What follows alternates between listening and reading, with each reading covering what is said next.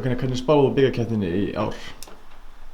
Ég held að verði jöfn og spennandi keppni og eins og það á að vera, þá held ég að það ráðist sjálfur sér á boðhlaupunum að FH og IR munu berjast þetta og það munu ráðast í boðhlaupunum.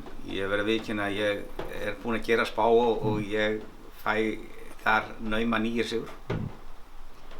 Og það eru margar greinar jafnar og hvaða greinar eru svona helstu jöfnu greinar og gætu farið á marga vegu? Sko, mér finnst til dæmis grindahlaupin, bæði karla og kvenna. Ég held að það sé mjög erfitt að ráða, eins og við vitum þá skiptir ekki bara fyrsta sætið máli og eins jafnvel stöng kvenna að sæti fyrir aftan fyrsta sætið þar. Þannig að það geti erfitt að spá í þær greinar finnst mér. Og heldur að við munum sjá einhvern óvæntan sigurvegara í einhverju grein? Ég var nú aðeins svona að kíkja yfir það, ég veit ekki hvað ég að segja. Ég bíð aðeins eftir að Glódís Edda svona síni framhald af flottum hlaupárangri inn í vetur.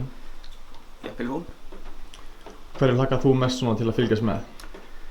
Ég er náttúrulega mikið áhugamaður millivalindagreinarnar, það sjálf sem mest gaman að fylgjast með þeim, en ég held nú 400 karla og kvenna og svo boðhlaupin.